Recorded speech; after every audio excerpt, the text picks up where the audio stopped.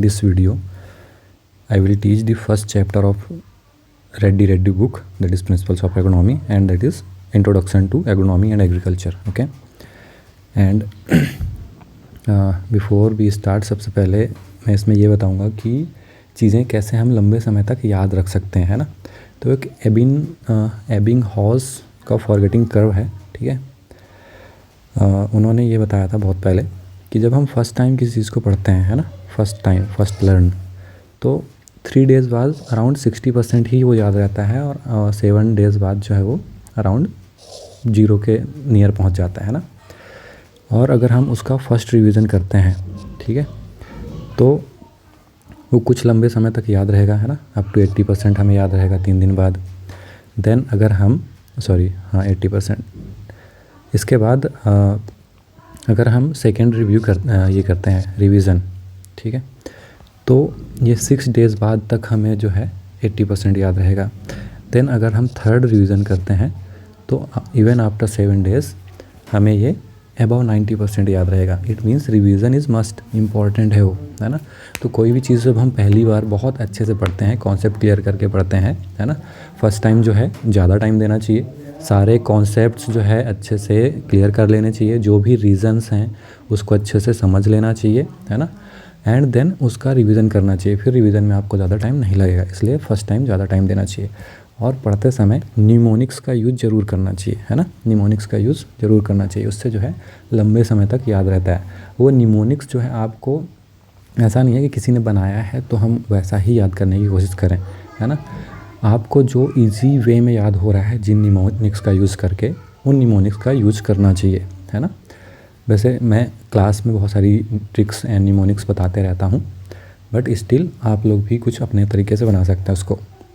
इसके बाद रिवाइज़ करने का एक बेस्ट तरीका होता है 3R प्रिंसिपल होता है ना। 3R principle, that is read, revise and recall. It means आपने जो भी पढ़ा है उसको रिवाइज़ करें, रिवाइज़ करने के बाद रिकॉल करें। जब भी हम खाली बैठे हैं, खाना खा रहे हैं, फिर कुछ भी कर रहे हैं, तो उसको रिकॉल करो, मेमोराइज़ करो। तो ये चीज़ें जो है बहुत लंबे समय तक याद रहती हैं, ठीक है। एक ही 3R का प्रिंसिपल है। और फिर डिस्कस करो स्टूडेंट्स के साथ, जूनियर के साथ, जो भी है आपका फ्रेंड, अगर सिमिलर वे में प्रिपरेशन कर रहा है तो, है ना, या फिर दूसरे डोमेन में भी है वो, तो भी आप डिस्कस करके कर सकते हैं, क्योंकि वो रिकॉल होता है। जब भी हम किसी से बातें करते हैं, डिस्कस करते हैं किसी भी चीज़ के बारे में, तो वो चीज़ रिकॉल होती है ना, और वो लंबे समय तक याद रहती है फिर। और कुछ वेज़ हैं, जैसे ट्रिक्स बना लिया हमने, है ना, ट्रिक्स तो बता दिया मैंने, निमोनिक्स बता दिया। इसके बाद विजुअलाइज़ करो आप चीज़ों को, है ना, विजुअलाइज़, और उनको प्रैक्टिकली पढ़ने की कोशिश किया करो, प्रैक्टिकली, ठीक है। विजुअलाइज़ मीन्स आप कोई भी चीज़ पढ़ रहे हो तो एक्चुअल में कैसा होगा उसका एक विजुअल रिप्रेजेंटेशन बना लो अपने माइंड में, ठीक है। माइंड मैपिंग जिसको अपन कहते हैं, वो बेस्ट वे होता है माइंड मैपिंग करके पढ़ने का। सपोज़ आपने बनाना कभी नहीं देखा है, व्हीट कभी नहीं देखा है ना, उसका कैरेक्टरिस्टिक्स पढ़ रहे हैं आप, उस कैरेक्टरिस्टिक्स से आप जो है माइंड में मैप बना लो कि कैसा होगा, ठीक है, कैसा होगा एक्चुअल में। जैसे हमने एलियंस का कभी देखा नहीं है, बट एक हमने विजुअलाइज बना लिया है कि हाँ एलियंस कैसे दिखते होंगे, ठीक है, ऐसा हमने बना लिया है। प्रैक्टिकली फिर पढ़ने का एक बेस्ट तरीका होता है, सबसे अच्छा याद करने का तरीका होता है। सपोज़ हमने व्हीट में पढ़ा कि फ्लैग लीफ है ना, फ्लैग लीफ जो कि 52% जो है फोटोसिंथेसिस में कवर करता है ना, कंट्रीब्यूशन होता है इसका। अब इसको जब आप फील्ड में देखेंगे तो सबसे पहले देखें कि फ्लैग लीफ क्या है ना, टॉप में रहता है सबसे लास्ट में। फिर उससे आपको ये क्लियर हो जाएगा, हाँ उसके बारे में जो भी पढ़ा है आपने वहीं पे विजुअलाइज कर लो या फिर रिकॉल कर लो कि हमने इसमें पढ़ा था कि 52% ये कंट्रीब्यूट करता है फोटोसिंथेसिस में, है ना, वहाँ पे देख लो। फिर वीट के जो पार्ट्स हैं डिफरेंट, है ना, वो देख लो, हल है, हस्क है, ठीक है, देन अपना ये स्पाइक है, ठीक है, कैसा दिखता है, कैसा होता है, वो सब देख लो। तो वो चीज़ फिर आपके माइंड में बैठ जाएगी और वो याद रहेगा फिर हमेशा के लिए, ठीक है। ये चीज़ मैं बहुत यूज़ करता हूँ, इसलिए मैं बहुत कम रिवीजन के साथ जो है लंबे समय तक चीज़ों को याद रख पाता हूँ, ठीक है। तो ये कुछ टेक्निक्स हैं जो फॉलो करनी चाहिए, है ना। और रिवीजन तो 3-4 रिवीजन्स तो मस्ट है, इतना तो करना ही चाहिए। और रिवीजन भी बहुत ज़्यादा गैप हो दे के नहीं होना चाहिए, फ्रीक्वेंट रिवीजन होना चाहिए स्टार्टिंग में, ठीक है, तो चीज़ें याद रहेंगी। तो ये कुछ टेक्निक्स हैं, आई होप आपको समझ में आया होगा। मैं बहुत ज़्यादा डिटेल में नहीं जाऊँगा क्योंकि हमें लेक्चर भी कवर करनी है, ठीक है। और ये फर्स्ट लेक्चर था, इसलिए मैंने सोचा कि चीज़ों को याद कैसे करना है वो चीज़, है ना। और दूसरा, जैसे हम लाइव क्लास में पढ़ते हैं तो बेस्ट होगा कि लाउड स्पीकर, जो फ़ोन का स्पीकर है उस पे ना पढ़ें, ईयरफोन लगा लें, ईयरफोन लगा के पढ़ें, सामने बुक रख के पढ़ें। तो इससे ये होगा कि बाहर की जो आवाज़ें हैं, नॉइज़ हैं, वो नहीं आएगी, तो आपका जो कंसंट्रेशन है, ठीक है, वो क्लास पे रहेगा। इसलिए जो भी कॉन्सेप्ट, जो भी ट्रिक्स, जो भी चीज़ें समझाई जा रही हैं, तो वो सारा कुछ समझ में आएगा, ठीक है। तो जितना आप कंसंट्रेशन या फिर फोकस्ड हो के पढ़ाई करेंगे तो चीज़ें याद रहेंगी, समझ में आएंगी कि टीचर क्या पढ़ा रहा है ना। तो ये एक तरीका है जो ऑनलाइन पढ़ते समय याद रखना है ना। क्योंकि कभी आप देखना, अगर ऑफलाइन क्लासेस में कोई टीचर है बहुत ज़्यादा लाइक वो है थोड़ा सा हार्ड है, इट मीन्स वो क्या बोल सकते हैं अपन उसको, सख्त है, ठीक है। तो उनके क्लास में हम बहुत कंसंट्रेशन के साथ पढ़ते हैं, क्योंकि अगर हमने कुछ भी मिस्टेक्स की तो वो डांट पड़ेगी या फिर कोई ना कोई अपन को पनिशमेंट मिलता है, ठीक है। तो ऐसे में हम पूरा कंसंट्रेशन के साथ पढ़ते हैं। बट कुछ ऐसे टीचर्स हैं जो, है ना, आप पढ़ो नहीं पढ़ो कोई मतलब नहीं है, टीचर को भी कोई ध्यान नहीं देना है, तो ऐसे में फिर हम कंसंट्रेशन लूज़ कर देते हैं और नहीं पढ़ते अच्छे से, तो वो क्या पढ़ा रहा है हमें कुछ पता नहीं होता है। लेकिन कोई ऐसा टीचर है जो बहुत ज़्यादा सख्त है ना, तो उसके क्लास में आप नोटिस करना, आप कंसंट्रेशन के साथ पढ़ते हो, सारे क्लासेस अटेंड करते हो, है ना, तो चीज़ें समझ में भी आती है क्या चल रहा है, क्या पढ़ा रहा है टीचर, है ना। तो ये एक चीज़ होती है। इसके बाद अपन स्टार्ट करते हैं introduction to agriculture and agronomy. इस चैप्टर में मोस्टली याद करने वाली चीज़ें हैं, एक्सप्लेनेशन वाली चीज़ें तो कम ही है, बट न्यूमोनिक्स और ट्रिक्स का यूज़ करके कुछ चीज़ें हम याद करें, कुछ आपको खुद पढ़ना पड़ेगा, है ना। तो वी ऑल नो एग्रीकल्चर जो है, इसके कई सारे ब्रांचेस हैं। Agronomy is one of the branch, horticulture है, फिशरीज़ है, लाइव स्टॉक है ना, ऐसे बहुत सारे ब्रांचेस हैं, ठीक है। तो एग्रीकल्चर एक ब्रॉड टर्म हो गया, उसके अंडर में आता है agronomy. But sometimes agriculture and agronomy दोनों को सिनोनिमसली यूज़ किया जाता है, वैसे ही एग्रोनॉमी, है ना। लेकिन अगर देखा जाए तो एग्रोनॉमी ब्रांच है एग्रीकल्चर का। वैसे ही सिमिलरली एग्रोनॉमी जो है और क्रॉप प्रोडक्शन आपस में सिनोनिमसली यूज़ किए जाते हैं, है ना। और एग्रोनॉमी जो है, एग्रीकल्चर तो बहुत पहले से चला आ रहा है, बट एग्रोनॉमी जो है साइंस अभी रिसेंटली स्टार्ट हुआ है, जो कि first decade of 20th century होगा, है ना। फर्स्ट डिकेड बोला मीन्स 1910 के आसपास स्टार्ट हुआ अपना एग्रोनॉमी, ठीक है। And we all know father of agronomy कौन है अपने, पीटर डिक्रेसन जी, ठीक है, पीटर डिक्रेसन जी, ठीक है। ये रशियन साइंटिस्ट थे, साइंटिस्ट नहीं स्कॉलर बोल सकते हैं। तो उन्हें फादर ऑफ एग्रोनॉमी माना जाता है। मॉडर्न भी इन्हीं को कहते हैं, है ना। अगर ऐसा कुछ आए कि who is the father of modern agronomy, तो वो भी पीटर डिक्रेसन जी ही हैं, ठीक है। रशियन ऑरिजिन के थे, रसिया के थे, ठीक है। इन्होंने बुक लिखी थी, वो आगे पढ़ेंगे अपन। फिर एक इसमें छोटा सा ट्रिक है, जितने भी कल्चर या कल्चरा वाले सफिक्स के साथ जितने भी टर्म आते हैं वो लैटिन ऑरिजिन के होते हैं, है ना। जैसे कि एग्रीकल्चर अपना लैटिन लैंग्वेज से लिया गया है, एक लैटिन वर्ड है। और जितने भी नॉमी या लॉजी है, लॉजी के साथ स्टार्ट होता है, ये सारे क्या होते हैं, अपने ग्रीक वर्ड होते हैं ना, ग्रीक से लिए गए हैं ऑलमोस्ट, ठीक है। कुछ एक्सेप्शन है, जैसे कि पोमोलॉजी, ठीक है। तो लॉजी इसमें जो है आपको पता है, लॉजी तो ग्रीक वर्ड है ना, बट विच मीन्स होता है स्टडी। इसमें पोमो जो है ये लैटिन वर्ड है। तो एक्चुअली ये दिक्कत इसमें ये है कि पोमोलॉजी लैटिन और ग्रीक दोनों से मिलकर बना है ना। तो लॉजी इसमें ग्रीक हो गया, पोमो लैटिन हो गया, ठीक है। ये सिर्फ एक्सेप्शन है। तो जितने भी कल्चरा वाले सफिक्स के साथ हैं वो एग्रीकल्चर मतलब ये लैटिन ओरिजिन के होंगे, और जितने भी लॉजी या नॉमी वाले होंगे वो सारे क्या होंगे, अपने ग्रीक ओरिजिन के होंगे, ठीक है।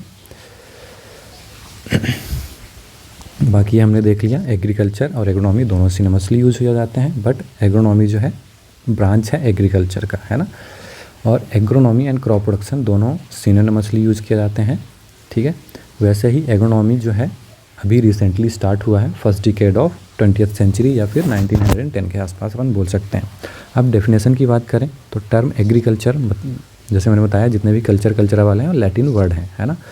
तो इसमें जो अगर है, अगर मीन्स क्या होता है, अगर या एग्री मीन्स होता है सॉइल, एंड कल्चरा मीन्स होता है कल्टीवेशन, ठीक है। कल्चरा मीन्स होता है कल्टीवेशन।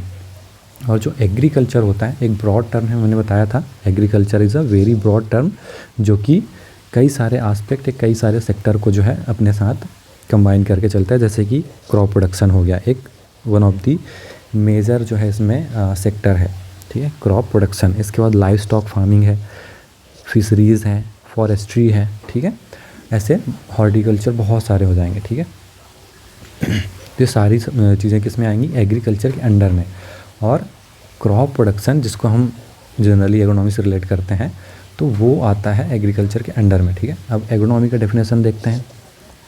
एग्रोनॉमी ब्रांच है एग्रीकल्चरल साइंस का, जो कि डील करता है किससे, soil water and crop management के प्रिंसिपल एंड प्रैक्टिसेस से, ठीक है। It deals with the principles and practices, किसके प्रिंसिपल एंड प्रैक्टिसेस से, तो soil water and crop management, क्योंकि हमें क्रॉप प्रोडक्शन करना है विद मिनिमम इन्वेस्टमेंट, है ना। तो क्योंकि एग्रोनॉमिस्ट का मेन रोल क्या होता है, maximum productivity with minimum investment, है ना, ये मेन रोल होता है एग्रोनॉमिस्ट का, ठीक है, ये आगे पढ़ेंगे।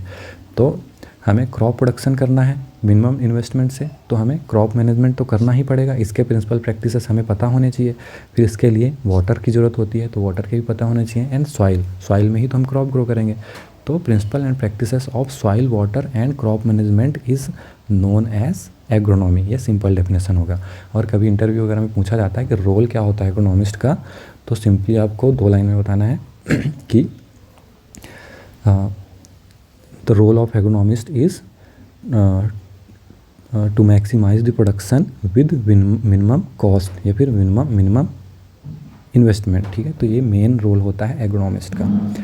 अब इसी के अराउंड सारी स्टडीज़ चलती हैं, है ना। अब इसीलिए बहुत ब्रॉड हो जाता है सब्जेक्ट, क्योंकि हमें क्रॉप मैनेज करना है, तो इसके लिए जितने भी फैक्टर्स इन्वॉल्व होते हैं सारा कुछ हमें पढ़ना पड़ता है। प्लांट फिजियोलॉजी है, वीड है, सॉइल है, एटमॉस्फेयर है ना, वेदर है, क्लाइमेट है, सॉइल वाटर इरिगेशन, मतलब सारी चीज़ें, है ना। क्रॉप प्रोडक्शन में तो सारी चीज़ें इन्वॉल्व होती हैं, इसलिए एग्रोनॉमिस्ट को सारी टॉपिक्स जो है पढ़नी पड़ती हैं। इवन रिसर्च के लिए हमें जो है स्टैटिस्टिक्स की ज़रूरत होती है, स्टैटिस्टिक्स का नॉलेज होना चाहिए, तो एग्रीकल्चर स्टैटिस्टिक्स भी एग्रोनॉमिस्ट को पढ़ना होता है ना। तो ये चीज़ें हैं। अब मैंने बताया था नॉमी एंड लॉजी सारे क्या होते हैं, अपने ग्रीक वर्ड होते हैं, ठीक है, सारे क्या होते हैं, ग्रीक टर्म होते हैं। तो एग्रोनॉमी भी अपना ग्रीक टर्म है। एग्रोस मीन्स होता है फील्ड, एंड नॉमस मीन्स होता है टू मैनेज, ठीक है। तो एग्रोनॉमी का ये मीनिंग याद रखना, agros means field and nomos means to manage, ठीक है। अब डॉक्टर नॉर्मन बोरलॉग जो हैं, इन्होंने जो है 1980s में एग्रोनॉमी को डिफ़ाइन किया था। तो कभी कभी क्या होता है, क्वेश्चन आ जाता है कि सपोज़ उन्होंने ये क्वेश्चन पूछा कि नॉर्मन बोरलॉग ने जो डेफिनेशन दिया था एग्रोनॉमी का, वह कौन सा है इन 4 ऑप्शन में से। या फिर इसका उल्टा हो सकता है कि डेफिनेशन दे देगा सेम और बोलेगा कि ये डेफिनेशन किस साइंटिस्ट ने दिया, ठीक। तो क्वेश्चन कैसे भी आ सकता है। अब Norman Borlaug sir important scientist हैं ना, related to agriculture, agronomy and genetics, तो उनका डेफिनेशन तो याद होना ही चाहिए। तो उन्होंने क्या कहा था, agronomy is the science of manipulating the crop environment complex with dual aims of improving agricultural productivity and gaining a degree of understanding of the process involved। तो उन्होंने क्या कहा था कि एग्रोनॉमी एक साइंस है ना, क्रॉप एनवायरनमेंट, जो कॉम्प्लेक्स क्रॉप एनवायरनमेंट है उसको मैनिपुलेट करने का, और 2 चीज़ें इससे सीखने का, है ना, या फिर 2 एम है इसके। जैसे कि पहला है कि इम्प्रूविंग एग्रीकल्चर प्रोडक्टिविटी, तो मैंने बताया था एग्रोनॉमिस्ट का रोल क्या होता है ना। तो यहाँ पर इम्प्रूव करना है हमें एग्रीकल्चर प्रोडक्टिविटी, उसके साथ साथ जो भी प्रोसेस इन्वॉल्व है प्रोडक्शन में, है ना, उसको समझना, ठीक है, उसको समझना, तभी ना हम उसमें और फर्दर इम्प्रूवमेंट्स कर पाएंगे, है ना। तो नॉर्मन बोरलॉग सर ने बताया था कि एग्रोनॉमिस्ट का जो है 2 एम होता है। पहला है improving agriculture productivity and gaining the degree of understanding of process involve. तो जो भी प्रोसेस इन्वॉल्व है क्रॉप को प्रोड्यूस करने में, है ना, तो उसको समझना, है ना, उसको अंडरस्टैंड करना, ठीक है। तो ये नॉर्मन बोरलॉग सर का जो है डेफिनेशन था। एंड बोरलॉग सर को तो सभी जानते हैं, father of green revolution in the world, है ना, doctor Norman Borlaug, father of green revolution in the world. And green revolution term जो दिया था वो किसने दिया था, विलियम गॉड ने दिया था, ठीक है, विलियम गॉड ने दिया था। Then father of evergreen revolution, ठीक है, father of evergreen revolution ये अलग चीज़ है, जो जिसके फादर हैं डॉक्टर एम एस स्वामीनाथन, ठीक है, डॉक्टर एम एस स्वामीनाथन। और इन्हें फादर ऑफ ग्रीन रिवॉल्यूशन भी कहा जाता है इंडिया में, है ना। डॉक्टर एम एस स्वामीनाथन को father of green revolution in India भी कहा जाता है, और father of ever green revolution, या फिर टर्म जो है उन्होंने ही दिया था एवर ग्रीन रिवोल्यूशन का, ठीक है। तो ये चीज़ें याद रखना। फिर है बेसिक प्रिंसिपल्स की अगर बात करें हम, जो कि क्रॉप प्रोडक्शन में इन्वॉल्व होता है ना। तो the environment of crop constitutes both soil and aerial. तो जो क्रॉप का एनवायरनमेंट है वो सॉइल एंड एरियल एनवायरनमेंट दोनों का जो है यूज़ होता है इसमें, जिसमें हम सॉइल का जो एनवायरनमेंट है इसको हम मैनिपुलेट कर सकते हैं, ठीक है। सॉइल की फर्टिलिटी चेंज कर सकते हैं, मॉइस्चर लेवल चेंज कर सकते हैं, टेक्सचर जो है समहाउ वैसे चेंज नहीं होता बट छोटे एरिया में किया जा सकता है, ठीक है। और जो अपना ये है क्या बोलते हैं साइज़ है ना, थोड़ी बहुत physical property, chemical property, biological property, ये सब चेंज की जा सकती हैं, है ना। Except this texture minimum change हो सकता है, वो भी छोटे एरिया में, लार्ज एरिया में आप नहीं कर सकते हो, ठीक है। एरियल एनवायरनमेंट डिफ़िकल्ट होता है चेंज करना। CO2 का लेवल है, ऑक्सीजन का लेवल है, नाइट्रोजन का लेवल है, अदर गैसेस का जो लेवल है ना, वो ओवर द ईयर बहुत स्लो चेंज होता है। वैसे CO2 तो लेवल इंक्रीज़ हो रहा है, नाइट्रस ऑक्साइड वगैरह इंक्रीज़ हो रहा है लेवल, है ना, बट बहुत माइनर है वो, अगर हम परसेंटेज देखें तो, है ना। टेम्परेचर एंड ऑल वो सब चेंज होना काफ़ी डिफ़िकल्ट होता है। मीन्स अगर आप खुद से चाहो तो चेंज नहीं कर सकते, वो तो नेचुरली हो रहा है, और एंथ्रोपोजेनिक वो अलग रीज़न है, क्लाइमेट चेंज वगैरह वो आगे पढ़ेंगे, ठीक है। तो अभी ये याद रखना है कि सॉइल मैनिपुलेशन, सॉइल का जो एनवायरनमेंट है वो मैनिपुलेट किया जा सकता है except this texture, and aerial को जो है आप मैनिपुलेट नहीं कर सकते, चेंज नहीं कर सकते, ठीक है। तो सॉइल एनवायरनमेंट है तो वही सारी चीज़ें आएंगी, केमिकल, फिजिकल एंड बायोलॉजिकल, ठीक है। तो इसमें सॉइल फिजिकल एनवायरनमेंट में जैसे कि सॉइल एयर है, सॉइल वाटर है, सॉइल टेम्परेचर है ना, सॉइल टेक्सचर है, ठीक है, सॉइल स्ट्रक्चर वगैरह है, तो ये सब आएंगी सॉइल प्रॉपर्टीज़ में, है ना। Soil solution, pH, EC, nutrient concentration, ये सब केमिकल एनवायरनमेंट में आएगा, जो हम सॉइल साइंस में डिटेल में पढ़ेंगे। सॉइल फिर बायोलॉजिकल एनवायरनमेंट है, ठीक है। तो इसमें जनरली लिविंग एनवायरनमेंट होता है, जैसे कि बैक्टीरिया वगैरह, है ना, अपना जितने भी माइक्रोब्स हैं वो सारी चीज़ें इसी में आएंगी, ठीक है। मैक्रो एंड माइक्रोफाइना, एवरीथिंग जो जिनमें लाइफ है, ठीक है, वो सारी बायोलॉजिकल एनवायरनमेंट में आएंगी। देन एरियल एनवायरनमेंट के बारे में लिखा है, जैसे कि सोलर रेडिएशन हो गया, रेनफॉल है, टेम्परेचर है ना, रिलेटिव ह्यूमिडिटी, तो ये सब चेंज थोड़ी ना कर सकते हैं हम, ठीक है। इसीलिए इसमें ये लिखा है कि ये the aerial environment can not be altered easily, और जो अपना सॉइल एनवायरनमेंट लिखा है amenable for manipulation, it means you can manipulate और यू कैन चेंज, ठीक है। तो ये बेसिक प्रिंसिपल्स था क्रॉप प्रोडक्शन का। इसके बाद हिस्ट्री इंपॉर्टेंट है, हिस्ट्री से काफ़ी क्वेश्चन आते हैं, है ना। हिस्ट्री में स्पेशली जो ये चार्ट है इसको मैं थोड़े बहुत ट्रिक्स हैं जिससे याद कराने की कोशिश करूँगा, ठीक। तो हिस्ट्री में पहले यहाँ पर देख लें, इसमें ये लिखा है कि अर्लीस्ट मैन जो कि क्या थे, होमो इरेक्टस थे, ठीक है, जो कि 1.5 मिलियन ईयर्स अगो, ठीक है, 1.5 मिलियन ईयर्स अगो, जिसको हम कह सकते हैं 15 लैक्स बिफोर, है ना, 15 लाख साल पहले जो है होमो इरेक्टस पाए जाते थे, ठीक है, क्योंकि 1 मिलियन में होता है 10 लैक्स, ठीक है, ये याद रखना।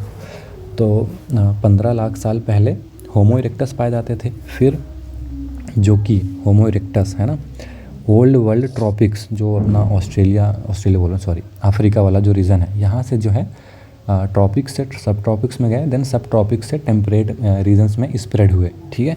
फिर 500,000 साल पहले जो है ह्यूमंस ने, है ना, होमो इरेक्टस जो थे, उन्होंने फायर जो है यूज किया और मतलब डिस्कवर किया एंड कंट्रोल करना सीखा उसको, ठीक है।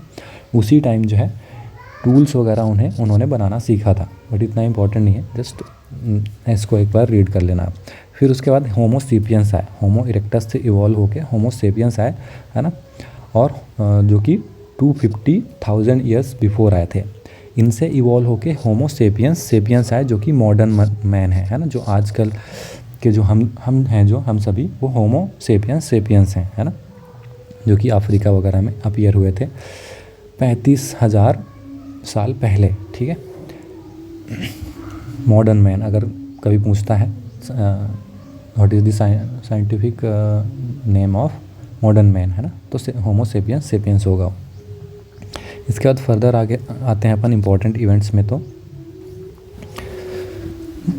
It is estimated than most efficient hunting and gathering can hardly support 1 person per square kilometre. तो ये कभी आ सकता है स्टेटमेंट वन में, है ना, स्टेटमेंट में इट मीन्स पर स्क्वायर किलोमीटर, ठीक है। जो अपन पहले हंटिंग एंड गैदरिंग जो होता था, है ना, तो एक इंसान को 1 स्क्वायर किलोमीटर के एरिया में जो भी चीज़ें हैं, है ना, उससे हंटिंग एंड गैदरिंग से हार्डली उसका जो है गुजारा चल पाता। हंटिंग एंड गैदरिंग से 1 स्क्वायर किलोमीटर में हार्डली उसका गुजारा चल पाता एक इंसान का, ठीक है। बट इसके बाद अगर हम फर्दर देखें तो पास्टरल लाइफ, है ना, जो चरवाहे थे, है ना, और हर्ड्समैन वगैरह थे, ठीक है, तो दिस कैन सपोर्ट 3, है ना, 3 person per square kilometre and agriculture can support 100 about 100 person per square kilometre, ठीक है। तो ये आ सकता है कभी स्टेटमेंट वगैरह में, तो ये लाइन याद रखना। जो अपने हंटिंग एंड गैदरिंग वाले हैं वो 1 पर स्क्वायर किलोमीटर, है ना, वो भी हार्डली हो पाएगा। फिर 3 अराउंड, है ना, पास्टरल लाइफ से हो सकता है। और एग्रीकल्चर है, अगर फार्मर्स हैं तो अगर कोई फार्मिंग कर रहा है तो 1000 स्क्वायर किलोमीटर से करीब 100 इंसान जो है आराम से अपनी खेती बाड़ी करके गुजारा चला सकते हैं, है ना, ऐसे इसको याद रख लेना। फिर इसको याद रखना, नेक्स्ट है during 8700 BC to 7700 BC first time humans ने क्या किया था, एनिमल्स को डोमेस्टिकेट किया था एंड हर्ड्समैन में कन्वर्ट हुए थे वो, है ना, हर्ड्समैन, चरवाहे जिनको बोलते हैं, हर्ड्समैन में कन्वर्ट हुए थे। कब हुए थे? 8700 से 7700 BC के बीच में, ठीक है। और फर्स्ट टाइम उन्होंने किसको, अगर हम लाइफ स्टॉक एनिमल में देखें तो सीप एंड लेटर गोट को किया था। अगर हम सिर्फ एनिमल्स में देखें तो उन्होंने सबसे पहले किया था डॉग को, है ना, 10,000 BC समथिंग में, ठीक है, 10,000 BC समथिंग में डॉग को सबसे पहले डोमेस्टिकेट किया था। तो अगर ऐसा आता है कि फर्स्ट डोमेस्टिकेटेड एनिमल कौन सा है ना, ह्यूमंस के द्वारा, ऑप्शन में डॉग भी है, काऊ और गोट, है ना, ये सीप वगैरह भी है, तो आंसर जाएगा डॉग में। बट अगर क्वेश्चन पूछता है कि फर्स्ट लाइफ स्टॉक एनिमल जो है किसको उन्होंने डोमेस्टिकेट किया था, तो सिंपल सी बात है, डॉग तो है नहीं, लाइफ स्टॉक एनिमल है ना, तो सीप आएगा वहाँ पर, ठीक है। और तो वही है कि क्वेश्चन कैसा पूछा है उसको ध्यान से पढ़ना है, देन आंसर करना है। बहुत सारे बच्चे यहीं पर मिस्टेक कर देते हैं, उनको पता तो होता है बट क्वेश्चन अच्छे से नहीं पढ़ेंगे और आंसर लगाएंगे। तो क्वेश्चन ध्यान से पढ़ना ज़रूरी है, ठीक है। तो during 87 to 7700 BC first time उन्होंने डोमेस्टिकेट किया था एनिमल को और हर्ड्समैन में कन्वर्ट हुए थे। फिर 7700 से 7500 BC से 6500 BC में जो है उन्होंने एग्रीकल्चर स्टार्ट किया था, ठीक है। हंटिंग एंड गैदरिंग से एग्रीकल्चर में शिफ्ट हुए थे, ठीक है। तो ये पीरियड याद रखना। और सबसे पहले कौन सा क्रॉप कल्टीवेट किया गया था, तो व्हीट एंड बार्ले, ठीक है, and then later rice. Rice तो बहुत बाद में आया है। अब आते हैं इस टेबल पे, जो कि काफ़ी इंपॉर्टेंट है, यहाँ से क्वेश्चन आते ही है, चाहे नेट का एग्ज़ाम हो, चाहे वो JRF SRF का एग्ज़ाम हो, एक क्वेश्चन यहाँ से आता ही आता है, ठीक है। और जनरल एजी के एग्ज़ाम्स वगैरह में भी आते हैं। तो मॉडर्न मैन 3500 BC में, सॉरी 35,000 BC में अपीयर हुए थे, है ना, या इवॉल्व हुए थे कह सकते हैं। ह्यूमंस ने 10,000 BC में सबसे पहले डॉग को डोमेस्टिकेट किया था और हंटिंग एंड गैदरिंग स्टार्ट की थी, ठीक है। फिर सीप को जो है 87, है ना, सीप 87 से याद रख लेना, ठीक है। सीप 87 बोलते हैं ना, 87 हिंदी में 87 को, ठीक है। तो सीप 87 से याद रख लेना। 8700 BC में सीप को सबसे पहले डोमेस्टिकेट किया गया था। फिर गोट को डोमेस्टिकेट किया गया था 7700 BC में, है ना। कभी आप गोट का नोज़ देखना, इट लुक्स लाइक 7, ठीक है, तो ऐसे याद रख लेना। 2 होते हैं इसके नोज़, मतलब नोज़ में जो है उसको आप ऐसा समझ सकते हो 7, ठीक है। इसका कुछ ज़्यादा रिलेशन नहीं बन रहा है, बट याद रखना गोट जो है 7700 BC। 7500 BC में याद रखना, अब ये इम्पॉर्टेंट डेट है ना, तो कभी कभी कुछ इंपॉर्टेंट चीज़ें भी याद हो जाती हैं बिना ट्रिक्स के भी, है ना। सबसे पहले क्रॉप्स को कल्टीवेट किया गया था, या फिर गैदरिंग से एग्रीकल्चर में शिफ्ट हुए थे ह्यूमंस, है ना।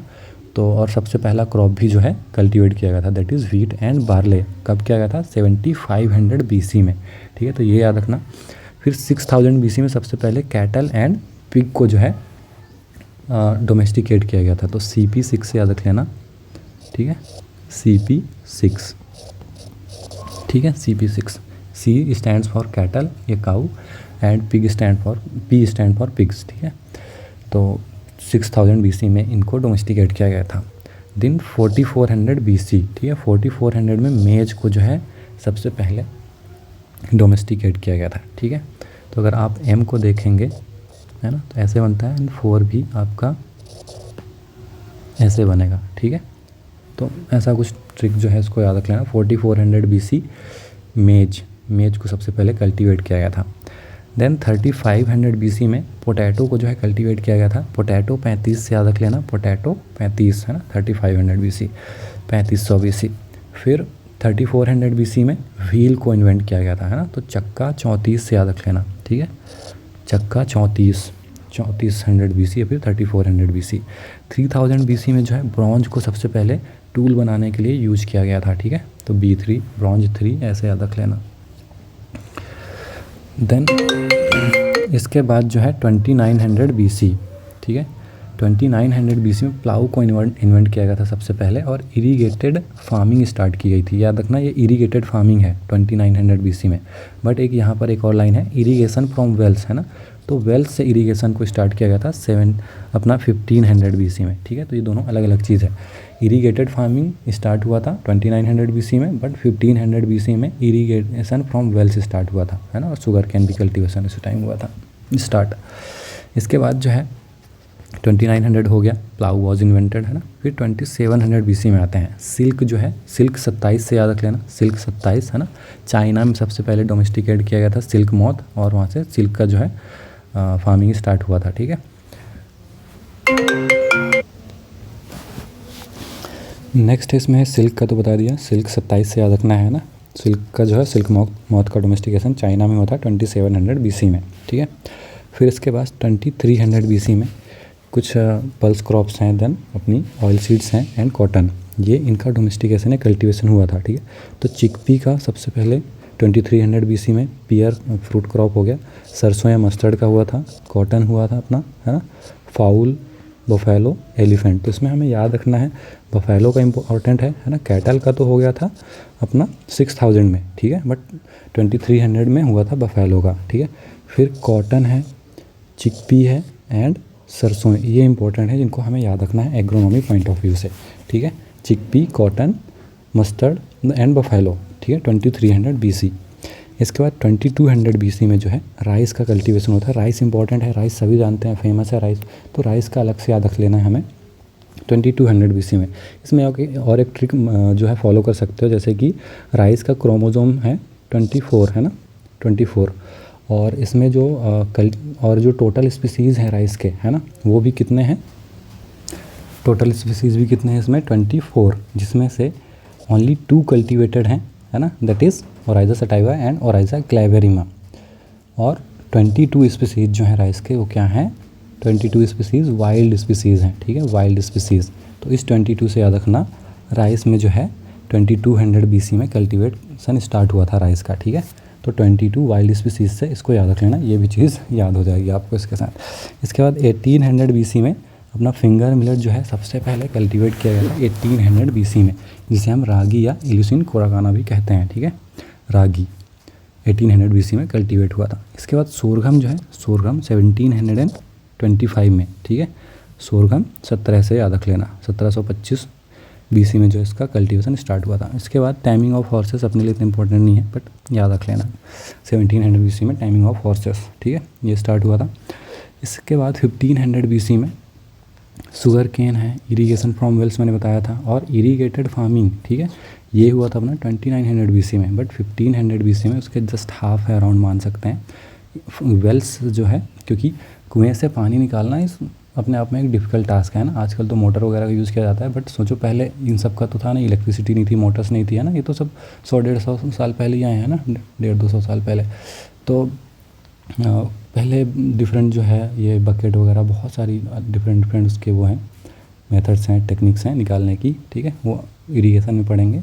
तो वेल से जो है पानी निकाल के इरीगेशन जो है स्टार्ट कब हुआ था 1500 BC में, और शुगर केन का भी कल्टीवेशन 1500 BC में स्टार्ट हुआ था, ठीक है। फिर आयरन का यूज़ जो है 1400 BC में स्टार्ट हुआ था, ठीक है। 16th सेंचुरी इम्पॉर्टेंट है बहुत, क्योंकि इसमें बहुत सारे जो है क्रॉप्स हैं वो पुर्तगीज़ के द्वारा जो है इंडिया में लाई गई थी, है ना। तो इसमें मोस्टली जो हैं आपके सोलेनेसियस फैमिली के क्रॉप हैं, जैसे कि पोटैटो है, चिली, टोमेटो है ना, स्वीट पोटैटो, पम्पकिन, पपाया तो अपना कैरिकेसी हो गया है ना।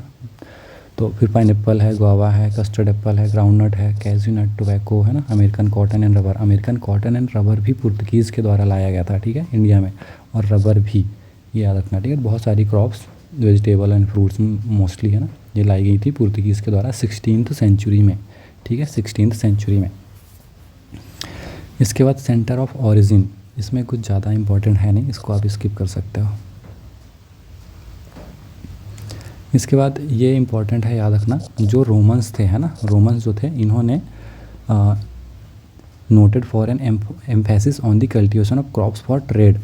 तो रोमन्स को क्रेडिट जाता है किस चीज़ का, क्रॉप को कल्टीवेट करने के लिए, किस पर्पस के लिए, मेनली ट्रेड के लिए है ना। तो ट्रेड के लिए क्रॉप को कल्टीवेट किया गया था, इसका क्रेडिट किसको जाता है, रोमन्स को, ठीक है। तो ये लाइन कभी आती है तो याद रखना। इसके बाद सिंपलेस्ट प्लाऊ जो है, प्लाऊ है ना, सिंपलेस्ट प्लाऊ, इसका इन्वेंशन या फिर डेवलपमेंट कब हुआ था, 3500 BC के अराउंड हुआ था, ठीक है, 3500 BC के अराउंड। 3500 मैंने बताया था है ना, पोटैटो 35, तो ये अर्ड है ना, जिसको अर्ड कहते थे। तो इसीलिए मैं बोलता हूँ कि एक रिकॉल करना, जैसे हमने 3500 से रिलेटेड कुछ और भी चीज़ पढ़ी है, तो वो चीज़ कहीं भी आए तो आप पुरानी पढ़ी हुई चीज़ों को भी रिकॉल कर लें, रिवाइज़ कर लें, तो इससे एक कनेक्शन भी सॉर्ट ऑफ डेवलप हो जाता है कि 3500 में और भी चीज़ें हुई हैं, है ना। तो पोटैटो 3500, और 3500 में ही सिंपलेस्ट फॉर्म ऑफ प्लाऊ का जो है इन्वेंशन है, डेवलपमेंट हुआ था। बट 2900 BC में फर्दर क्या हुआ है, रेगुलर यूज़ में आया प्लाऊ जो है, रेगुलर यूज़। तो क्वेश्चन याद रखना कि कैसा पूछ रहा है, plough was in regular use है ना, फ्रॉम, तो 2900 BC आएगा, वहाँ पर 3500 आंसर नहीं होगा, ठीक है। तो क्वेश्चन क्या पूछा है ये याद रखना वहाँ पर। इसके बाद development of agriculture in India, इतना इम्पोर्टेंट नहीं है, इसमें ये याद रखना कि हड़प्पन्स जो थे है ना, उनको ये चीज़, इस चीज़ का नॉलेज था, कॉटन की गिनिंग का, स्पिनिंग का है ना, वीविंग का ऑफ कॉटन है इनटू क्लॉथ, ठीक है। तो इसका नॉलेज हड़प्पन्स को था, ये चीज़ याद रखना, ये एक्सकेवेशन वगैरह से पता चलती है, ठीक है।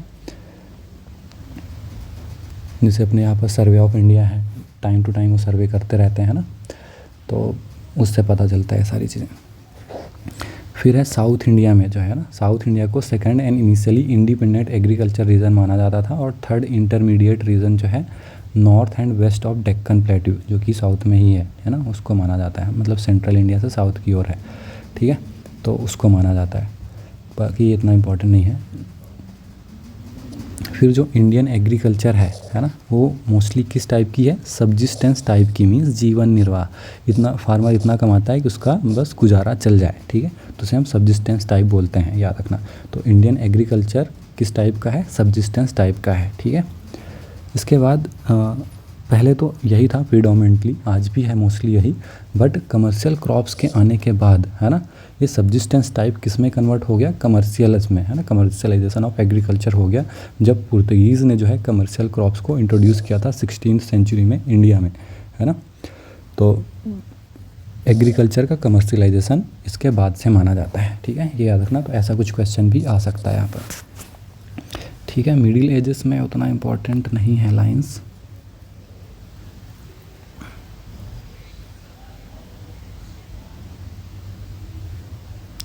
यहाँ पर ये याद रखना कि मिडिल एजेस में जो इम्प्लीमेंट्स हैं, टूल्स हैं, इन सब का डेवलपमेंट हुआ था मोस्टली, है ना। मिडिल एज को माना जाता है कि वहाँ पर टूल्स, इम्प्लीमेंट्स, प्लाउज है ना, मोल्ड बोर्ड, एमबी प्लाऊ वगैरह, इन सब का इन्वेंशन हुआ था मिडिल एज में। और किस प्लेस में हुआ था, जो मेडिटेरियन रीजन है अपना, है ना। वर्ल्ड मैप अगर आपको पता है तो मेडिटेरियन रीजन पता होगा कहाँ पे आता है, ठीक है। नहीं पता होगा तो मैं जब ये एग्रोमेट पढ़ाऊँगा तो वहाँ पर समझाऊँगा, ठीक है। तो इसमें बस इतना ही याद रखना है। फिर एग्रीकल्चरल एज ए साइंस, ठीक है।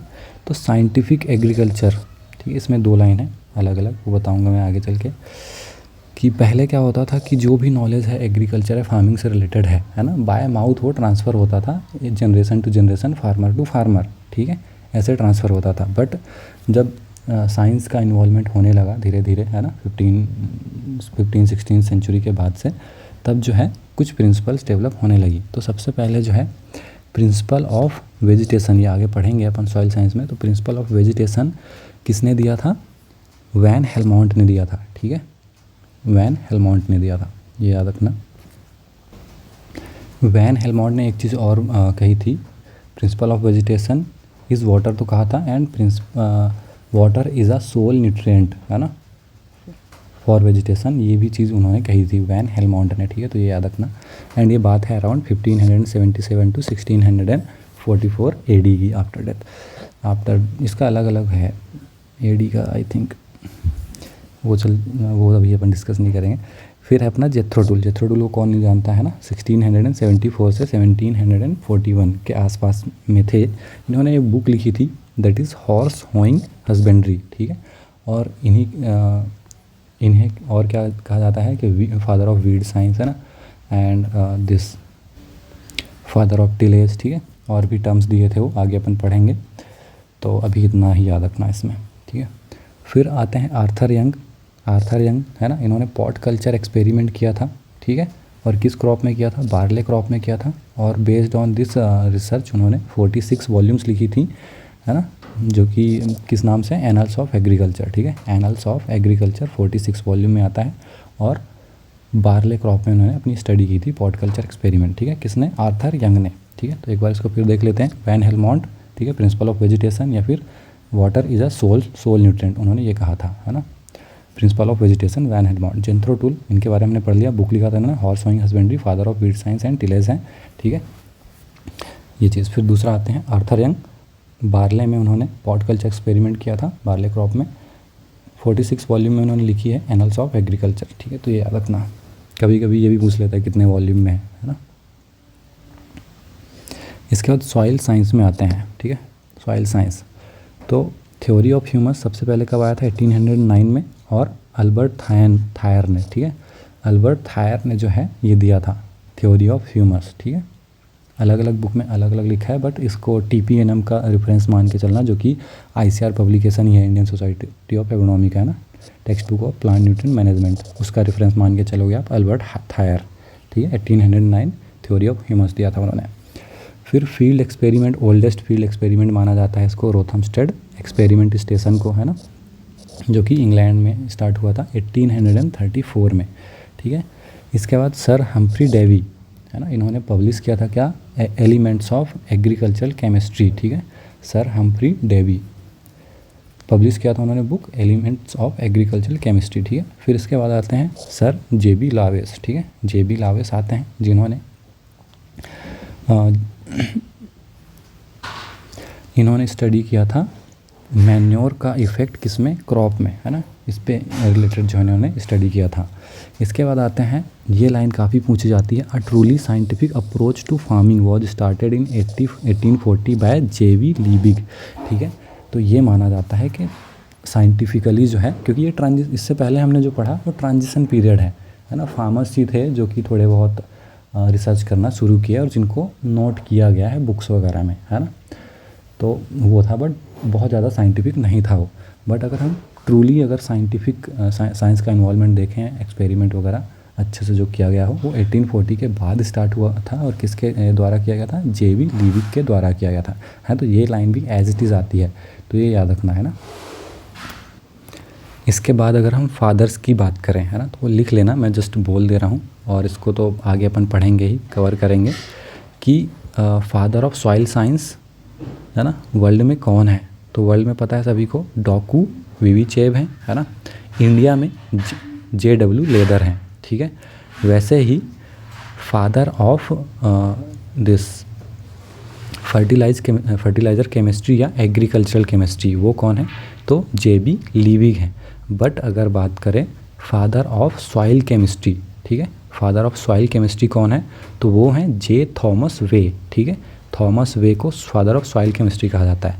एग्रीकल्चरल केमिस्ट्री अलग चीज़ हो जाती है, सॉइल केमिस्ट्री अलग चीज़ है, तो बच्चे इसमें बहुत कंफ्यूज होते हैं, याद रखना, ठीक है। एग्रीकल्चरल केमिस्ट्री के हैं JB लीबिग, और सॉइल केमिस्ट्री के हैं J थॉमस वे। वैसे ही सॉइल फिजिक्स के हैं डेनियल हिलेल, ये आगे अपन पढ़ेंगे अच्छे से, ठीक है।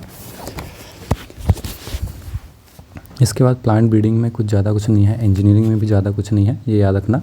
ट्रैक्टर जो है टर्म है, एक लैटिन टर्म है, ठीक है, लैटिन टर्म है, ट्राहर जो भी इसको इसका प्रोनाउंसिएशन है, ठीक है, वो याद रखना, इसका मतलब होता है टू पुल, ठीक है, ट्राहर जो भी है। इसके बाद रॉबर्ट रैंसम है, इन्होंने जो है पेटेंट बनवाया था एक्चुअली कास्ट आयरन शेयर जो है ना उसका, और सेल्फ शार्पनिंग शेयर का, इतना इम्पोर्टेंट नहीं है वैसे। इसके बाद first successfully tractor was built in US in 1892, तो ये याद रखना कभी अगर आ जाता है, ठीक है, कि फर्स्ट सक्सेसफुल ट्रैक्टर कब बिल्ड किया गया था, तो यूएस में बिल्ड किया गया था 1892 में, ठीक है। तो ये चीज़ याद रखना है। इसके बाद दूसरा और है, इंपॉर्टेंट लाइन है, काफ़ी पूछा जाता है कि the application of electricity to agriculture was started in, तो 1920s में स्टार्ट हुआ था इलेक्ट्रिसिटी का यूज़ एग्रीकल्चर में, है ना, ये याद रखना। इसके बाद एंटामोलॉजी पैथोलॉजी में ज़्यादा नहीं दिया है इस बुक में, वैसे हिस्ट्री तो काफ़ी बड़ी है। तो डीडीटी जो है ना, इसको सिंथेसाइज़ किया था पॉल म्यूलर ने, ठीक है, 1874 में समथिंग में, जिसको बैन कर दिया गया था 1884 में इंडिया में और यूएस में 1972 में। किस कारण किया था? क्योंकि इसका काफ़ी टॉक्सिक तो होता ही है, ठीक है, और एक ये है अपना काफ़ी टॉक्सिक होता है। इसके बाद इसमें और क्या प्रॉब्लम थी? बायो एक्यूमुलेशन की और बायो मैग्नीफिकेशन की। एक्यूमुलेशन की मीन्स ये ईजिली डिग्रेड नहीं होता था, और अगर कोई कंज्यूम कर रहा है फिर सॉइल में पड़ा है तो पड़ा रहता था, डिग्रेड नहीं होता था, लंबे समय तक पड़ा रहता था, ठीक है। और अगर कंज्यूम किया किसी जानवर ने, ठीक है, तो उसके अंदर भी एक्यूमुलेट हो जाता था। फिर सपोज उस जानवर को किसी ने अगेन कंज्यूम किया तो उस पर आ जाता था। सपोज़ काऊ है यहाँ पर, है ना, अब जो अपना ये है डीडीटी, उसको स्प्रे किया हमने सॉइल वगैरह वाटर के थ्रू, पानी वगैरह के थ्रू जो है पॉन्ड में चला गया। उस पॉन्ड का पानी किसने पिया? काऊ ने पिया, तो ये डीडीटी काऊ के अंदर में चला गया। अब काऊ की डेथ होगी डीडीटी के कारण, है ना, तो इसको काऊ को कौन खाएगा? ये सब खाएंगे, गिद्ध वगैरह खाते हैं, है ना। तो जब वो डेथ होंगे तो उसको स्नेक्स वगैरह खाएंगे, मतलब या फिर कुछ और जानवर खाएंगे, ठीक है। तो ऐसे करके जो है डीडीटी डिग्रेड तो होता नहीं है, तो एक ट्रॉपिक लेवल से दूसरे ट्रॉपिक लेवल पे जाते जाता है, जिसको हम और क्या बोलते हैं? बायो मैग्नीफिकेशन बोलते हैं, है ना। एक जानवर से दूसरे जानवर में गया। ऐसे ही एग्जाम्पल बहुत सारे मिल जाएंगे, ठीक है। तो इसके बैन होने के कारण याद रखना, हाईली टॉक्सिक था, डिग्रेडेशन नहीं होता था, जिसके कारण बायो एक्यूमुलेशन होता था, और बायो एक्यूमुलेशन के कारण बायो मैग्नीफिकेशन होता था, ठीक है। तो ये चीज़ें याद रखना डीडीटी के केस में। इसके बाद अगर साइंटिफिक एग्रीकल्चर इन इंडिया की बात करें, है ना, तो scientific agriculture began in India when sugarcane cotton tobacco were grown for export purpose, ठीक है, ये याद रखना। बाकी इसमें ज़्यादा कुछ इंपॉर्टेंट है नहीं। इसमें इम्पॉर्टेंट ये है कि जो इम्पॉर्टेंट इंस्टीट्यूट्स हैं उनके इस्टेब्लिशमेंट के बाद ही स्टार्ट हुई चीज़ें, जैसे जिसको हम आज IARI जानते हैं, है ना, 1903 टू 1905 के बीच में स्टार्ट हुआ था। पूसा समस्तीपुर बिहार में, है ना, जहाँ से वो शिफ्ट हुआ था बाद में। तो IARI का इस्टेब्लिशमेंट हुआ पूसा बिहार में, बाकी बाद में शिफ्ट हुआ। फिर 1912 में जो है SBI का जो है इस्टेब्लिशमेंट होता है कोयम्बटूर में, शुगर कैन ब्रीडिंग इंस्टीट्यूट, है ना। 1929 में अपना इंपीरियल ICAR का इस्टेब्लिशमेंट होता है, ठीक है। तो इनके इस्टेब्लिशमेंट, इससे पहले जो है कॉलेज स्टार्ट हुए थे कानपुर वगैरह में और डिफरेंट प्लेसेस में, है ना। तो ये चीज़ें जो है ईयर्स वगैरह भी इम्पॉर्टेंट हैं काफ़ी, इस बुक में नहीं दिया है ज़्यादा, ये चीज़ दी हुई है जो अपना SR रेड्डी सर की बुक है ना, फर्स्ट चैप्टर का, तो उसको हम कल करेंगे। तो वहाँ से भी चीज़ों को बताऊँगा मैं, और कैसे याद रखना है वो भी चीज़ें बताऊँगा, ठीक है। तो वहाँ से भी काफ़ी इंपॉर्टेंट चीज़ें हैं, ठीक है, वहाँ पर पढ़ेंगे अपन, उसमें ज़्यादा दी हुई हैं ईयर वगैरह, ठीक है। इसमें ये याद रखना है। इसके बाद प्रिंसिपल्स ऑफ एग्रोनॉमी, प्रिंसिपल्स दिया है यहाँ पर, तो प्रिंसिपल्स तो मैंने बता ही दिया था। Important principles of agronomy are related to cropping system, tillage है, फिर क्रॉप इस्टेब्लिशमेंट है, न्यूट्रिएंट मैनेजमेंट है, वाटर मैनेजमेंट है, वीड मैनेजमेंट है, पेस्ट एंड डिसीज़ मैनेजमेंट है, देन हार्वेस्टिंग एंड स्टोरेज है, सारे किसके अंदर में आएंगे? Principles of agronomy. क्योंकि हम क्रॉप कल्टीवेशन करते हैं तो उसके लिए क्या करना पड़ेगा? हमें क्रॉपिंग सिस्टम का चयन करना पड़ेगा, क्रॉपिंग सिस्टम क्या होगा, ठीक है। फिर टिलेज ऑपरेशन, सीड बेड तो बनाना पड़ेगा। फिर क्रॉप की सोइंग इस्टेब्लिशमेंट, है ना, सोइंग मैनेजमेंट जिसको कहेंगे वो आएगा। सोइंग मैनेजमेंट कर दिया तो हमें न्यूट्रिएंट कितना देना है वो चीज़ पता होनी चाहिए।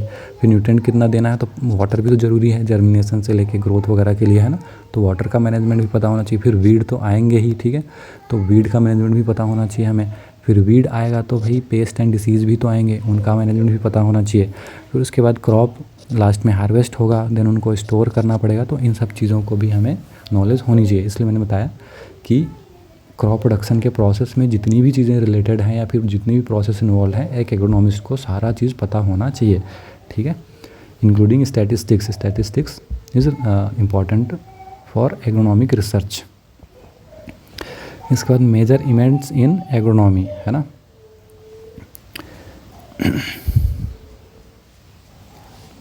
ये इतना इम्पोर्टेंट नहीं है, इसको स्किप कर सकते हैं।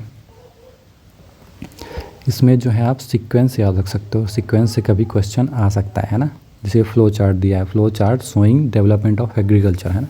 तो पहले क्या हुआ था, क्योंकि सीक्वेंस वगैरह से क्वेश्चन आजकल आ रहे हैं, तो पहला इसमें क्या दिया है, कलेक्शन एंड गैदरिंग, ठीक है। मैंने बताया था पहले कलेक्शन एंड गैदरिंग करते थे हम लोग, ठीक है। फिर क्रॉप की सोइंग स्टार्ट हुई, इसके बाद रिमूवल ऑफ अनवांटेड प्लांट्स, जो प्लांट हमारे काम के नहीं हैं उनको हमने रिमूव करना, मतलब सिलेक्शन स्टार्ट किया, जो काम का है उसको रखते थे, जो नहीं है उनको हम रिमूव कर देते थे, ठीक है। फिर वाटरिंग इरीगेशन देना स्टार्ट किया हमने, है ना। फिर क्रॉप एंड पेस्ट मैनेजमेंट भी हमने सीखा, टिलेज भी सीखा। फिर उसके बाद हमने टिलेज सीखा, तो भाई टिलेज इम्प्लीमेंट तो रिक्वायर्ड होंगी उसके लिए, तो उनको जो है बनाना सीखा। फिर न्यूट्रिएंट का एप्लीकेशन सीखा हमने। फिर केमिकल फर्टिलाइजर्स, इनका डेवलपमेंट हुआ अभी 150 से 200 साल पहले, है ना। फिर पेस्टिसाइड्स का डेवलपमेंट भी अराउंड इतने ही साल पहले हुआ। फिर ड्रिप इरीगेशन स्टार्ट हुआ अपने, है ना। ड्रिप स्टार्ट हुआ था अपना 1964 समथिंग में, ठीक है। इसके बाद कंबाइंस, तो ये फ्लो चार्ट में भी आ सकता है, ये याद रखना, क्योंकि आजकल ऐसे फ्लो चार्ट वाले क्वेश्चन कभी आते हैं कि सीक्वेंस जो है क्या होगा डेवलपमेंट का, है ना। इसके बाद स्कोप ऑफ एग्रोनॉमी, ठीक है। स्कोप ऑफ एग्रोनॉमी इंपॉर्टेंट है, इसको मैंने पहले ही बता दिया था मैंने। Agronomy is a dynamic discipline, dynamic discipline तो है with the advancement of knowledge and better understanding of plant environment agriculture practices and all, ठीक है। तो ये तो स्कोप ऑफ एग्रोनॉमी मैंने बता दिया था। एंड रोल ऑफ एग्रोनॉमी भी पहले बता दिया है मैंने, है ना। Agronomist aims to obtaining maximum production at minimum cost. तो ये इंटरव्यू में अगर कोई पूछता है कि एग्रोनॉमिस्ट का रोल क्या होता है, तो that is the best answer उसको बताने के लिए, है ना। Agronomist aims at obtaining maximum production at minimum cost, means हम प्रोडक्शन को कैसे मैक्सिमाइज़ करें कम से कम कॉस्ट इन्वॉल्वमेंट के साथ, ठीक है। तो ये मेन रोल होता है या फिर एम होता है एग्रोनॉमिस्ट का, तो ये चीज़ याद रखना। तो आई होप चीज़ें समझ में आई होंगी, है ना। कल जो है सेम फर्स्ट यूनिट हम पढ़ेंगे SRD बुक से, ठीक है। और इसके बाद स्टार्ट होगा क्लाइमेट एंड ये अपना मेट्रोलॉजी वगैरह, ठीक है। Okay, thank you all.